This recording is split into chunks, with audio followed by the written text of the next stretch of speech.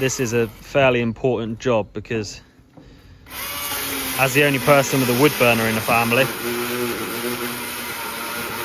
I've got to keep myself warm, so Steve's cutting up some wood for me to take home. Looking after his boy.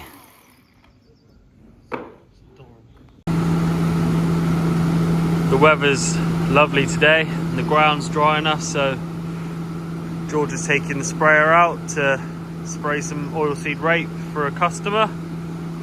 We'll catch up with him doing that in a bit, get some shots of the sprayer in action.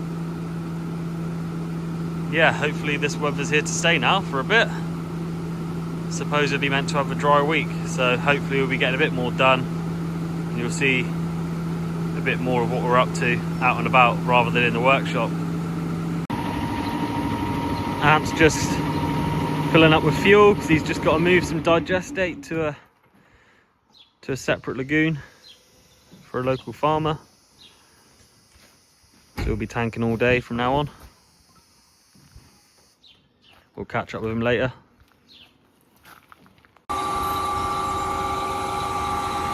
We've just been called up to rescue a lorry that's managed to come off the road about a mile away.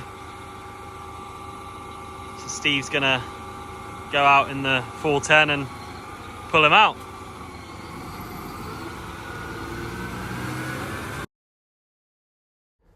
So as you can see, the milk tanker managed to come off the road. It's about 2 miles up the road from us. It met a tractor, they tried to pass, and he managed to slip himself into the ditch. Wasn't sure he was going to be able to get himself back out, but the farmer he was delivering to called us up, and Dad went over in the 8410 and just gave him a little pull. The driver was very grateful but very surprised that he was able to pull him out so easily, but luckily he came out.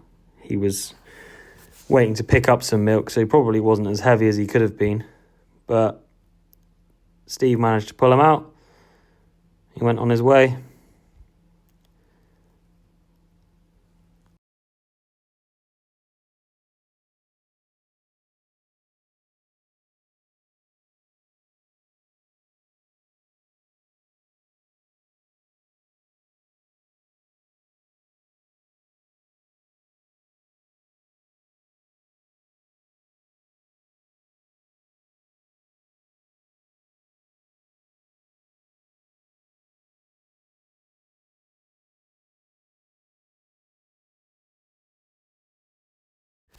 Here we've got George spraying for a customer, spraying his oilseed rape. The sprayer that we run is a Horsch Leeb 6.300 PT, 36 metre booms, 6,000 litre tank. Allows us to cover a lot of ground quickly. We went with the Horsch mainly because build quality is exceptional. It's a very high horsepower machine compared to its opposition. We've got a lot of Horsch kit and we're very happy with the way it's built. It's got the ability to spray at 25 centimetre nozzle spacings if you wish. The booms are the best in market for following the contours of the ground, and which makes it consistent at spraying 50 centimetres above the crop. But with this machine you also have the option to spray at 25 centimetres above the crop if you wish, which can reduce drift. So for a southwest spraying on uneven hilly ground, it's the best option out there. And for the operator, it's got a lot of creature comforts and a lot more gadgets and nice things to have in the cab compared to other sprayers that are out there on the market. So we went with the Horsch and we've been very happy with it since getting it 3 or 4 years ago. And can I just say, my drone skills are definitely improving the more I'm using it for these videos. I'm sure you'll all agree with me on that one.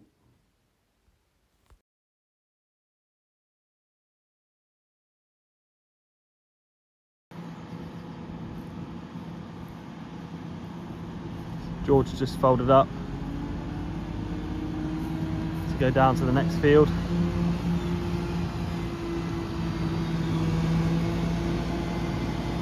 Just finished second field of oilseed rape for the day. Just moving down to the next ones, and then over the hill to the final field of the acreage that this customer has in. It's got about 80 to 90 acres spraying to do today on his oilseed rape. Some people would probably be surprised that we've been able to get out and spray on the first dry day of the year, really, after the amount of rain we've had. But this rape crop was drilled in August with our Horsch focus drill, and well, I'm in trainers and it's absolutely fine to walk on after all that rain we've had. The drill leaves the ground so dry afterwards that it doesn't hinder you at all when it comes to hitting spray days. As long as the weather's right, the ground will always allow you to travel, which is one of the major reasons that we made the investment in the Horsch Focus. It saves a lot of stress in terms of not being able to get on the ground and wondering whether you're going to, on a wheat crop, whether you're going to be able to get your aphicide on before the new year.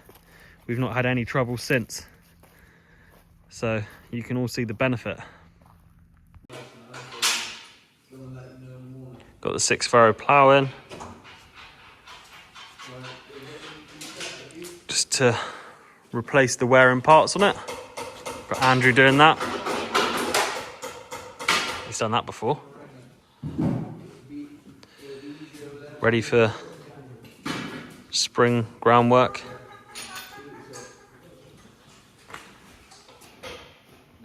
Jordan from Small Ridges, got the pleasure of his company in the workshop. Jamie loving life up there.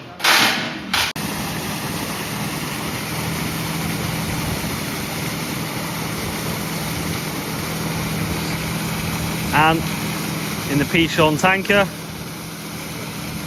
emptying a load into the farmer's lagoon.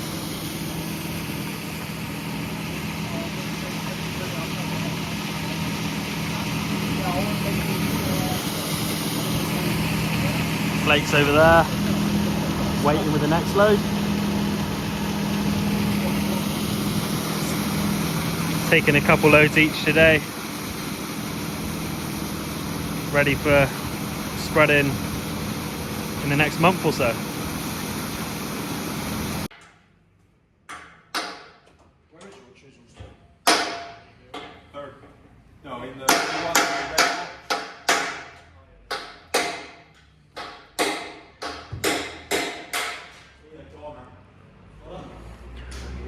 Plough completely redone, ready for the spring before the maize crop and the fodder beet crop. That's about it for today. Jamie's out there cleaning his tractor off. George is on his way back with a sprayer. Ant and Blake are on their way back with the tankers. So everyone will get back, lock the tractors up, and on to tomorrow. Hopefully have a bit more to show you then. Cheers.